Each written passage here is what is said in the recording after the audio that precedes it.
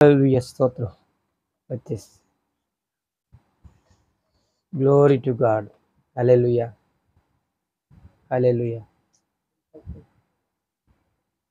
దేవునికి స్తోత్రం. హల్లెలూయా. దేవుని నామ స్తోత్రములు. మీ అందరికీ నా యొక్క హృదయపూర్వక వందనాలు. మన ప్రభువు గతించిన కాలం అంతా ఆయన ఉచితమైన కృపలో అపారమైన ప్రేమలో మన కాచి కాపాడి సంరక్షించిన దేవత దేవునికి వందనాలు. సో బ్రదర్ చాలా ప్రయాసపడి కార్యక్రమంలో పాల్గొందారు. స్తోత్రం. ప్రియా దేవుని బిడ్డలారా, కాలము సమీపిస్తున్నది, దేవుని రాకడ బహు సమీపంగా ఉన్నది. వచ్చుచున్నవాడు ఆలస్యం చేయక వస్తున్నాడు. నా ఎదుట నీతిమంతుడైన వాడు విశ్వాసాన్ని కాపాడుకోవాలి. ప్రియ దేవుని బిడ్డలారా, ఈ సమయమందు దేవుని వాక్యములో నుండి 2-3 మాటలు చెప్పాలని ఆశిస్తూ ఉన్నాను. ఈ యొక్క యూట్యూబ్ ద్వారా వింటున్న దేవుని బిడ్డలకు ప్రభుపేట వందనాలు. దేవునికి అసాధ్యం అనేది ఏదియూ లేదు. ఆయన నమ్ముకున్న వారిని ఆయన అన్నట్టు విడిచిపెట్టడు. ఈ వాక్యంలో చూస్తూ ఉన్నాము. మార్కు సువార్త 9:29 శిష్యులతో యేసు ప్రభు వారు చెబుతున్న మాట ఏంటంటే, ఆయనకు అసాధ్యం అనేది ఏదైనా కలదా? మనం ప్రభులకు ప్రభును, రాజులకు రాజును, సర్వాధికారి అనే దేవుణ్ణి మనం ఆశ్రయించిన తర్వాత పూర్తిగా యూ డిపెండ్ అపాన్ గాడ్. ఎప్పుడైతే దేవుని మీద పూర్తిగా ఆధారపడతామో you never bother about anything. దేవుడు నమ్మదగినవాడు. ఆయనకు అసాధ్యం అనేది ఏదైనా కలదా? యేసు ప్రభు వారు చెప్పారు, మీరు సర్వలోకానికి వెళ్ళండి, సర్వ సృష్టి సువార్త ప్రకటించండి, నమ్మి బాప్తిసం పొందినోడు రక్షింపడతారు, నమ్మడం వారికి శిక్ష అని చెప్పేసి ఇద్దరు పంపించేశారు. యేసు ప్రభు శిష్యులు వెళ్ళిన చోటల్లో అద్భుతాలు మాత్కారాలు చేస్తూ ఉన్నారు. ఒక ప్రదేశానికి వచ్చినప్పటికి చంద్రవ్యాధితో ఉన్నవాడు, నొప్పుల్లోను నీళ్ళలోను ఫిట్స్ వ్యాధితో బాధపడుతున్నామండి. తండ్రి తన కుమారుని తీసుకొస్తే వీళ్ళు ఎదిలించారు, కుదిలించారు, ప్రార్థన చేశారు, కానీ నెవర్ అది పోలేదు కనుక మళ్ళా ఆ తండ్రి యేసుప్రభు వారి దగ్గరకు వచ్చి ఫిర్యాదు చేస్తున్నాడు, నీ విషయం దగ్గరికి వెళ్ళాను కానీ వాళ్ళ వల్ల కాలేదు, నీ వలన అయితే యేసుప్రభు వారు నువ్వు నమ్ముచున్నావా అనగానే నేను నమ్ముచున్నాను అని గట్టిగా చెప్పగలిగాడు. అప్పుడు నీ నమ్మిక చెప్పన్నాక నీకు కలుగుతుంది, అందుకే నీ విశ్వాసమే నిన్ను స్వస్థపరచునన్నాడు. నమ్ముట నీ వలన అయితే నమ్మువానికి సమస్తము సాధ్యమన. యేసు ప్రభు వారు వారి దగ్గరికి వచ్చినప్పుడు వెంటనే ఆ ఫిట్స్ వ్యాధి గలవాడు విలబలలాడుతూ కింద పడి చనిపోయిన పరిస్థితి ఏర్పడింది. అని చేపట్టు తీసుకుని తండ్రికి అప్పగించారు. శిష్యులకు అందరికీ ఒక ప్రశ్న వచ్చింది, ఏంటి నువ్వు చెప్తేనే కదా మేము వెళ్ళాము, నువ్వు చేయమంటే కదా మేము చేస్తున్నాము, అయితే ఎందుకని మేము చేస్తే ఆ దెయ్యం వదలలేదు, నువ్వు చేస్తే ఎందుకు వెళ్ళింది అని అంటే, అప్పుడు అసాధ్యమైనవి సాధ్యం అవ్వాలంటే ప్రార్థన, ఏకాంత ప్రార్థన, వ్యక్తిగత ప్రార్థన, సంఘ ప్రార్థన, కుటుంబ ప్రార్థన, prayer prayer prayer prayer goes ups, blessings come down. ప్రార్థన లేకుండా మనం సాధించేది ఏదీ లేదు. కమ్యూనికేషన్ విత్ గాడ్, దేవునితో మనకు ఒక సంబంధం ఉండాలి. నువ్వు మారు మనసు పొందాను, రక్షణ పొందాను, బాప్తిసం తీసుకున్నాను, సంఘంలో ప్రతి వారం వెళ్తున్నానంటే అది కాదు. దేవునికి నీకు ఏదైనా కమ్యూనికేషన్ ఉన్నదా? అసాధ్యమని సాధ్యమని వ్యాధి అయినా, బాధ అయినా, ఇరుకులు ఇబ్బందులు వచ్చినా, సమస్యలు వచ్చినా మొదటగా దేవుని దగ్గరికి వచ్చి మనం విజ్ఞాపన చేయాలి. అని మనం విలాపం దేవుని దగ్గరికి వచ్చి అడగాల. అడుగుడి మీకు ఇయ్యబడును, వెదకుడి మీకు దొరుకును. దేవుని దగ్గర అడుగుతున్నప్పుడు, దేవుని సన్నిధిలో మనం ప్రార్థిస్తున్నప్పుడు విరిగి నలిగిన హృదయాన్ని ఆయన అలక్ష్యం చేయడు. తనకు నిజంగా మొరపెట్టువానికి ఆయన సమీపంగా ఉంటాడు. నీవు నాకు మొరపెట్టుము, నేను నీకు ప్రత్యుత్తరం ఇస్తాను సెలవిచ్చినాడు నమ్మదగిన దేవుడు. సో నీ సమస్యలకు పరిష్కారం దేవుడే. ప్రార్థన అనేది ఎవరి దగ్గర అయితే ఉంటుందో దేవునితో వారికి సంబంధం ఉంటుంది, వాళ్ళ ముఖములు ప్రకాశం ఉంటుంది. దేవుని దగ్గర ప్రార్థన చేసి ఫలితం అనగా అసాధ్యం అనేవి సాధ్యం అవ్వాలంటే ప్రార్థన వల్ల కానీ ఇట్టి విధంగా వదిలిపోట అసంభవం సెలవుతుంది. కనుక నువ్వు దేవుని దగ్గరికి రావాలి. దేవుడు నీ ప్రార్థన ఆలకించాలంటే నీవు ఎలాగుంటున్నావు, నీ ప్రవర్తన ఎలాగున్నది, నీ జీవన విధానంలో ఉంది, దేవునికి నీకు సంబంధం ఏమైనా ఉన్నదా లేదా. పరిశుద్ధ గ్రంథంలో యేసు ప్రభు వారి శిష్యులు అడిగిన దానికి ప్రభు అయిన యేసుక్రీస్తు వారు చెప్తున్న మాట, ప్రార్థన అనేది ఆయుధాన్ని మనం సంపాదించుకుంటే ప్రభు దగ్గర నుండి మనము ఎనలేని భాగ్యాన్ని మనం పొందుకుంటాము. అసాధ్యమైనవి ఈడు చేస్తాడు, ఇక్కడ బతకడానికి కూడా లేచి వచ్చి సాక్ష్యం చెప్తాడు. ఈయన వల్ల కాదనుకున్నది వల్ల అయితే దేవుడు చేస్తాడు. ఎందుకంటే దేవునికి సాధ్యం అది. సరెండర్ అంటే తను డెడికేట్ చేసుకుని దేవునికి ఎప్పుడైతే సరెండర్ అయిపోతారో, దొంగతనాలు మానేసి, వ్యభిచారాలు మానేసి, మోసాలు మానేసి, అక్రమాలు మానేసి, వడ్డీ వ్యాపారాలు మానేసి, లంచాలు మానేసి, మోసకరమైన తుచ్చలమైన వీటి కొరకు మరి సాక్ష్యాన్ని పాడు చేసుకోకుండా పరిశుద్ధమైన జీవితము, పవిత్రమైన జీవితము, యథార్థమైన జీవితము, భక్తి జీవితం కలిగి ప్రభు సన్నిధిలో ప్రార్థించాలి. మన తప్పిదములు చేయబడి అందరూ చేస్తారు, కానీ చేసిన తప్పును ఒప్పుకొని ప్రభు సన్నిధిలో ముందుకు వెళ్ళాలి. వాక్యం సెలవుస్తుంది. ఈ యొక్క 2వ దినవృత్తాంతం 20వ అధ్యాయం 36వ వచనంలో ఒక రాజు అనగా యెహోషాపాతు రాజు, ఒక రాజు ఉన్నాడు. ఆ రాజు మీదకి మోయాబీలు, అమ్మోనీయులు, షేరుమని 3 రాజులు వచ్చారు. 3 రాజులు వచ్చేటప్పుడు రాజుకు ధైర్యం చెడిన వాడై దేవుని సన్నిధిలో మనస్సు నిలుపుకొని, అయ్యా ఆయన దేవుని సన్నిధిలో అడుగుతున్నాడు. ధైర్యం చాలక దేవుని సన్నిధిలో మనస్సు నిలిపి, మాకు దిక్కు నీవే అంటే, ఏ దిక్కు లేని వాడికి దేవుడే దిక్కు అంటాడు. కనుక 3 రాజులు ఒకడి మీదకి వస్తున్నప్పుడు ఏమి చెయ్యాలో తెలియక తోచని పరిస్థితిలో ప్రజలందరినీ ఉపవాసం ఉండమని చెప్పి ఈయన ఉపవాసం ఉండి ధైర్యం చెడిన వాడై దేవుని సన్నిధిలో మనస్సు నిలబెట్టి ఉపవాస ప్రార్థన చేస్తున్నప్పుడు ప్రవక్తను లేపాడు. యుద్ధము యెహోవాదే అని దేవుడు అతను బయలుపరిచాడు. నువ్వెందుకు భయపడతావు? మోయాబీలు, అమ్మోనీయులు, షేర్మలు 3 రాజులు వెంటాడి చంపడానికి వచ్చిన ప్లాన్ చేసుకున్న నమ్మదగిన వాడు, లోకములో ఉన్నవాడి కంటే నీలో ఉన్నవాడు గొప్పవాడు అని గుర్తెరగాలి. నువ్వు రాజులకు రాజును, ప్రభులకు ప్రభును, సర్వాధికారి అయిన దేవుని మీద ఆధారపడ్డావు కనుక ఆయన నమ్మదగిన దేవుడు అని నిన్నటి విడువను. దేవుని దగ్గరికి ఒక్కసారి మనం వస్తే ఆయన మన చింతలన్నీ తీర్చివేస్తాడు. అసాధ్యమైనవి సాధ్యమవ్వాలి. ఆ యెహోషాపాతు పాటలు పాడుకుంటా ప్రవక్త చెప్పినట్లుగా ఆ యుద్ధ ప్రాంగణానికి వెళ్ళేటప్పుడు జరిగిన విషయం ఏంటంటే, మోయాబీలు, అమ్మోనీయుల్ని, షేరుమానీయుల్ని ఈ 3 ఎవరిని ఎందుకు కొడుతున్నారు, ఎందుకు ఏంటని తెలియకుండా ఒకరికొకరు కొట్టుకొని చచ్చిపోయారు. ఆ ప్రాంగణానికి వెళ్ళేటప్పుడు అందరూ చచ్చి శవాలై ఉన్నారు. ఏం చేయాలో తోచలేదు. అప్పుడు యెహోషాపాతు అన్నాడు, వాళ్ళ దగ్గర ఉన్న బంగారాన్నంతా తీసుకోండి. 3 రోజులు పరిగెరారంటండి. సో మనం ఎప్పుడైతే దేనికైతే భయపడుతున్నామో అది దేవునికి అప్పగిస్తే ఆయన చూసుకుంటాడు. కనుక మనం భయపడాల్సిన అవసరం లేదు. నువ్వు నాకు మొరపెట్టుము, నేను నీకు ప్రత్యుత్తరం ఇస్తాను. గూఢమైన సంగతులు, ఊహించిన సంగతులు లేవు. కనుక అసాధ్యం అనేవి సాధ్యం అవ్వాలంటే ప్రార్థన అనేది చాలా ప్రాముఖ్యమైనది. నువ్వు చేసే ప్రార్థనలో యథార్థత ఉండాలి. నువ్వు చేసే ప్రార్థనలో భయము, భక్తి ఉండాలి. నువ్వు చేసే ప్రార్థనలో విరిగి నలిగిన మనసు ఉండాలి. విరిగి నలిగిన హృదయం ఆయన అలక్ష్యం చేయడు.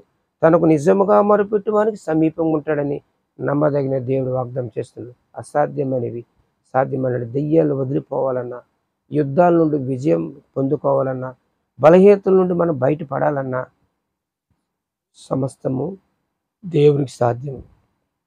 ఒక పాట కూడా ఉంది కదా, అసాధ్యమైనది లేనే లేదు, నన్ను బలపరచువాడు నాతో నుండగా, ఆశ్చర్య క్రియలు, అద్భుత క్రియలు నా దేవుడే నాకు నడిపించెను. సాధ్యమే, ఇక సాధ్యమే, నా యేసు నాతో నుండగా. సాధ్యమే, నాకు సాధ్యమే, నా యేసు తోడయుండగా. అసాధ్యమైనది లేనే లేదు, నన్ను బలపరచువాడు నాతో నుండగా. కనుక దెయ్యములను వెళ్ళగొట్టాలన్నా, ఒక యుద్ధం సంబంధించి బయటికి పోవాలన్నా, ఒంటరిగా ఉన్న వారిల్లు ఒంటరి అయినవాడు అనగా 10 వందలుగా దేవుడు చేస్తాడు. నేను ఒంటరి వాడు అనుకోవద్దు. నువ్వు నమ్మిన దేవుడు నీతోనే ఉంటాడు, తన దూతలు నీకు తోడుగా ఇస్తాడు. కనుక ఇవి దేవుని నమ్మినట్లయితే ఆయన మహిమను చూస్తామని దేవుని యొక్క వాక్యం సెలవిస్తుంది. ఎజ్రా గ్రంథంలో 8వ అధ్యాయము మనం చూసినట్లయితే ఎజ్రా ఇశ్రాయేల్ జనాంగాన్ని అందరూ తీసుకెళ్తున్నాడు యెరూషలేము. ఆయన దగ్గర 2 కోట్ల ఆస్తి ఉంది. మార్గం మధ్య దొంగల భయం ఎక్కువైపోయింది. ఆయన అహవా నది దగ్గర అందరిని ఆఫ్ చేసి, మీరు ఉపవాసం ఉండండి, ప్రార్థన చేయండి, మనకును మన సామాగ్రికి దొంగల భయం లేకుండా దేవుడు కాపాడాలని ఉపవాసం ఉన్నప్పుడు, ప్రార్థన చేస్తున్నప్పుడు వారి యొక్క వస్తువుల విషయంలో కూడా దేవుడు కాపుదల దయచేసి దేవుడు తన కంచెను కోటగా కట్టాడనమాట. యోబు ఇంటి చుట్టూ ఎలాగైతే మరి కంచె ఉన్నదో అలాగే దేవుడు ఎజ్రా ఆ ప్రయాణంలో దేవుని సన్నిధిలో ఎలాగైతే ప్రార్థన చేశాడు. బబులోను దేశం నుండి యెరూషలేముకి వెళ్తున్నప్పుడు 900 మైళ్ళ దూరము కోట్ల సైన్యం దొంగల బారి ఎక్కువైపోయినప్పుడు అహవా దగ్గర ప్రార్థన చేశాడు. ప్రార్థన చేస్తే ప్రార్థనకు దేవుడు ప్రతిఫలం ఇచ్చాడు. సో కనుక ఈ యొక్క మధ్యాహ్న సమయం ముందు దేవుని నామం పేట మేము మనవి చేసేది ఏంటంటే, అసాధ్యమనివి సాధ్యం అవ్వాలంటే మన జీవితంలో ప్రార్థన, ఆ ప్రార్థన జీవాధిపతి అయిన దేవునికి అనగా రాజులకు రాజును ప్రభులకు ప్రభును సర్వాధికారి అయిన దేవుని దగ్గర మనం చేయాలి. ఆ ప్రార్థన చేస్తున్నప్పుడు యథార్థం అనేది ఉండాలి. నువ్వు రహస్యముగా వెళ్ళి నీ గదిలోనికి వెళ్ళి నీ తండ్రి చూసినట్లుగా ప్రార్థన చేయమన్నాడు. ఎందుకంటే ప్రార్థనలో కూడా కొన్ని తేడాలు ఉన్నాయి. హిపోక్రేట్స్ ఉంటారు చూడండి. మత్తయి సువార్త 6వ అధ్యాయంలో మనం చూసినట్లయితే మరి కానుక వేసేటప్పుడు నా పేరు చదవలేదని చాలామంది ఏడుస్తారు. వీధుల మూలలో పెద్దగా ప్రార్థన చేయడం వాళ్ళకి ఇష్టం. దేవుని వాక్యం సెలవిస్తుంది, నువ్వు ధర్మము చేయనప్పుడు వేషధారణగా ఉండవద్దు. మత్తయి సువార్త 6వ అధ్యాయంలో మనం చూస్తున్నాం. 5వ వచనం, నువ్వు ప్రార్థన చేయనప్పుడు వేషధారగా ఉండవద్దు. మత్తయి సువార్త 6వ అధ్యాయం 16వ వచనంలో, నువ్వు ఉపవాసం ఉన్నప్పుడు వేషధారణగా ఉండవద్దు. వేశ్యల కన్నా పర్వాలేదు కానీ వేషధారణ చేసేవాడికి ఏమీ ఉండదు, అసలు పరలోకం ఉండదంట. కనుక నీ ప్రార్థనలో వేషధారణ ఉండకూడదు. ధర్మాలు చేసేటప్పుడు కానీ, ఉపవాసాలు ఉంటున్నప్పుడు కానీ, ప్రార్థన చేసేటప్పుడు వాళ్ళు చూస్తున్నారని వీళ్ళు చూస్తున్నారని వచ్చి కంటత వాక్యాలను చదువుకుంటూ పోవటం కాదు. నీకు నువ్వు భక్తి పని అనిపించుకోవటం కాదు. దేవుడు చూస్తున్నాడనే భయం ఉండాలి. ఆ దేవుని సన్నిధి అడిగేదేదో క్లారిటీ ఉండాలి. దేవుని సన్నిధానంలో ప్రభువా నీ అవసరత ఏదో అడగాలి. అసాధ్యమైనవి చనిపోయిన వారు సైతం లేపగలిగిన దేవుడు, దెయ్యాలను వదలగొట్టగలిగిన దేవుడు, అద్భుత కార్యాలు సూచక్రియలు చేయగలిగిన దేవుడు మన ప్రభు మన రక్షకుడని యేసయ్య. ఆ యేసయ్యని చెంతను చేరితేనే నీ చింతలన్నీ తీరుతాయి. మార్గం మధ్యలో ప్రయాణంలో అహవా దగ్గర అడిగినప్పుడు దేవుడు ఆ యొక్క ఎజ్రాకి ఎంతో సహాయం చేసాడని మనం చూస్తూ ఉన్నాం. నెహెమ్యా గ్రంథము మరి మనం చూసినట్లయితే మొదటి 4 వచనాలు చూస్తే నెహెమ్యా మరి పాడైపోయిన ఆ యెరూషలేము ప్రాకారం గోడల గురించి విలాపం చేశాడు. ఉపవాసం ఉన్నాడు 3 నెలలు. వచ్చారు, తన స్నేహితులు వచ్చారు, మన ఊరోళ్ళు ఎలాగున్నారో తెలుసుకోవాలని చెప్తే ఇంకే ఊరు వాళ్ళు వచ్చారు, కాల్ చేశారు, ఎటోలటు వెళ్ళిపోయారు, గుడి లేదు, ఇల్లు లేవు, మనుషులు లేరు, చెల్లాచెదరైపోయారు అన్నప్పుడు కొలాప్స్డ్ అయిపోయి నా జనము, నా ఊరు జనము, నా వాళ్ళందరూ ఇలాంటి పరిస్థితి ఉందా, యెరూషలేము ప్రాకారం కాల్చబడ్డాయా అని దేవుని సన్నిధిలో 3 నెలలు ఉపవాసం ఉండి రాజుకు తెలియకుండా టైం వచ్చినప్పుడు రాజుని అడిగాడు. రాజు వెంటనే లెటర్ రాసి మనుషుల్ని ఇచ్చి ఏం కావాలి చూసుకోమని చెప్పి 51 రోజులు యెరూషలేము ప్రాకారం అది 51 వారంలో కంప్లీట్ చేసేసాడు. కాలిపోయిన యెరూషలేము ప్రాకారాలు కట్టగలిగాడు. దీనికి అడ్డుగా వచ్చాడు మహలోను, అదే సన్బలబు టోబియాలు అనే 2 దుర్మార్గులు వచ్చారు. మోషే దేవుని పని చేస్తున్నప్పుడు కూడా 3 వచ్చారు. ఎవరెవరు తెలుసండి? మోషే చేస్తున్నప్పుడు ఎవరు చెప్పండి పాస్టర్ గారు? ఎవరు వచ్చారు? 3 అడ్డుగా వచ్చారు. మాతోనే ఉన్నాడు, దేవుడు నీతోనే నాతో కూడా ఉన్నాడు అన్నాడు. అక్కడ 3 మోషేకి ఎవరు అడ్డు వచ్చారు తెలుసండి? కాలేబు.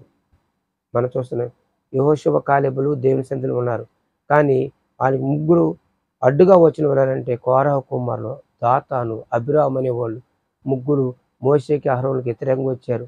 కోరహుని భూమి నోరు తెరిచి మింగేసిందనమాట. మోషేకి నమ్మకంగా జీవించిన వాళ్ళు ఎవరంటే యెహోషువ కాలేబులే.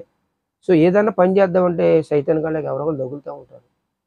అసూయ, ఈర్ష్య, కక్ష, ద్వేషాలు అన్నీ ఉంటాయి. కనుక దేవుడు శిష్యులు యేసయ్య దగ్గరికి వచ్చినప్పుడు నేను దెయ్యాలు ఎందుకు వదలగొట్టలేకపోయామంటే ప్రార్థన వల్ల తప్ప మరి దేని కాదని ఆయనే చెప్పాడు. ఆయన యేసుప్రభు వారు చేశారు.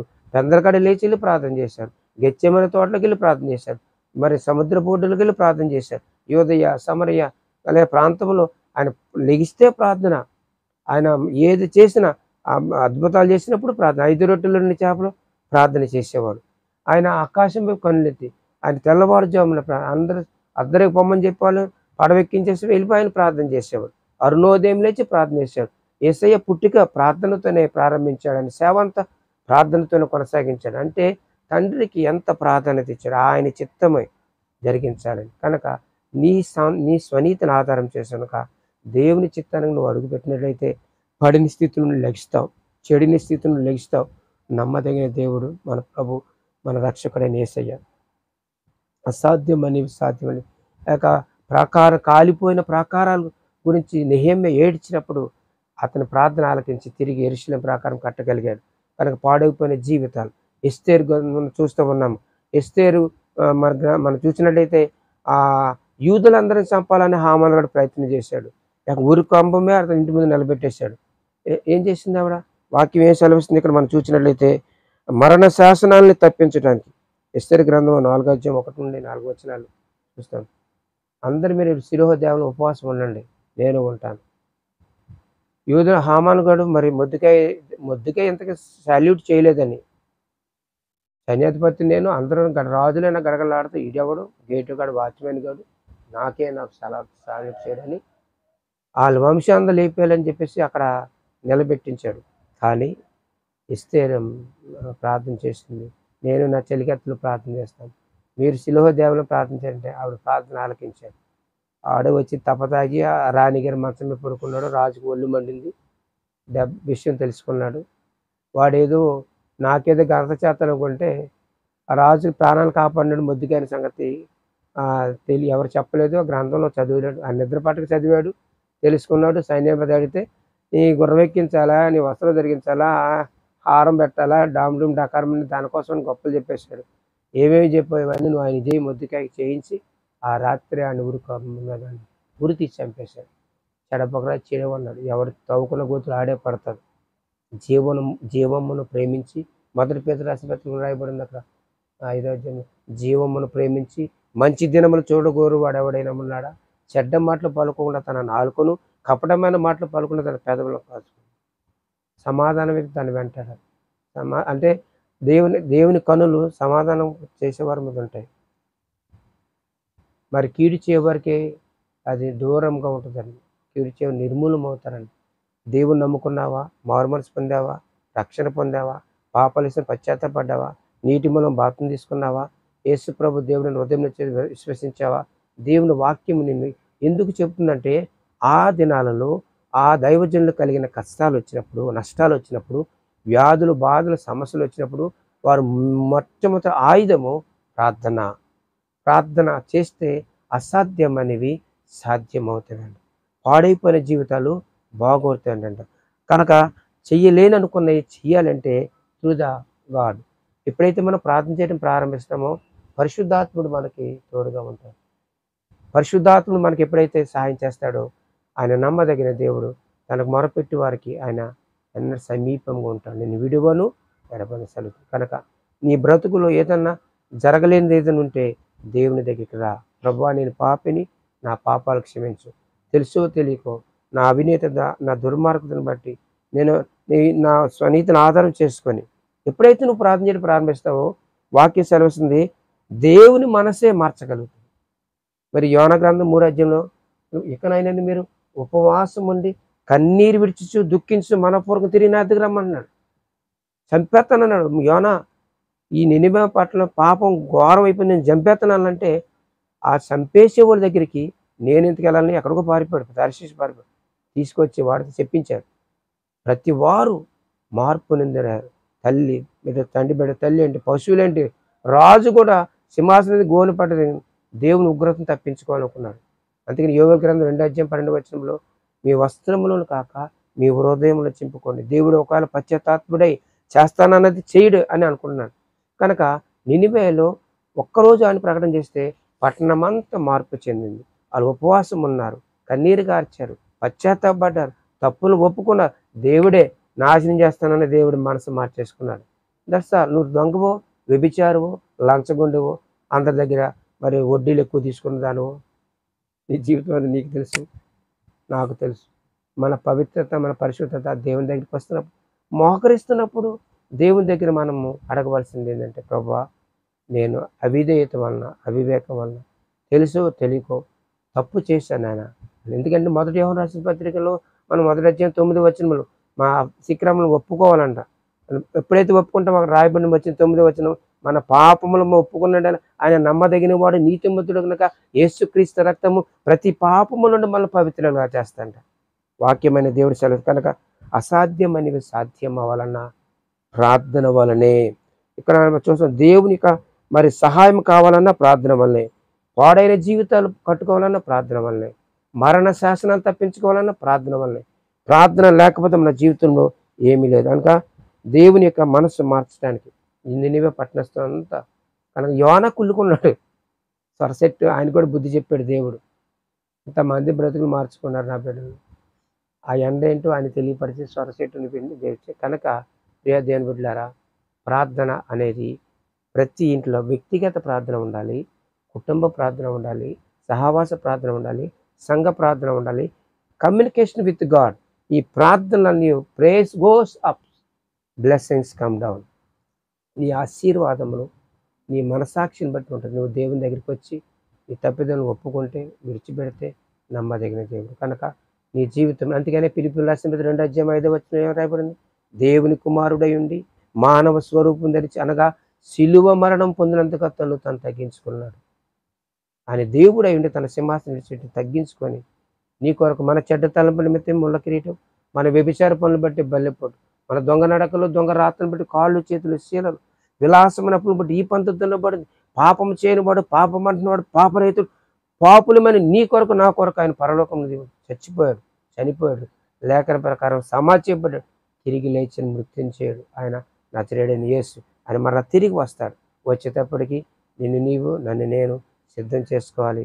మన తప్పిదములు ప్రార్థన ద్వారా మనం ప్రభు దగ్గర చెప్పుకొని ఒప్పుకోవాలి. అతిక్రమలు దాచిపెట్టేవాడు వర్ధులాడు, ఒప్పుకొని విడిచిపెట్టేవాడే కనికరం పొందుతాడు. కనుక ఆ కనికరం నువ్వు పొందాలంటే దేవుని దగ్గరికి వచ్చి నీలో యథార్థత ఉండాలి. భయముతో, భక్తితో, విరిగిన హృదయంతో ప్రార్థించి ఆయా భక్తులు వారు చేసిన ప్రార్థనలు జవాబు పొందుకొని విజయాలు సాధించారు. కనుక నీ జీవితంలో, నా జీవితంలో దేవుని తెలుసు. కనుక మనం ఏమి చేసినా దేవుని వాక్యం చెప్తున్నది ఆయనకి సిందులో ప్రార్థించాలి. విరిగి నలిగిన హృదయాన్ని అలకించాలి. వినయము గలవారి ఎద్దును ఆయన ఉజ్జీవింపచేస్తాడంట, నలిగిన హృదయాన్ని దృఢపరుస్తాడంట, బలపరుస్తాడంట.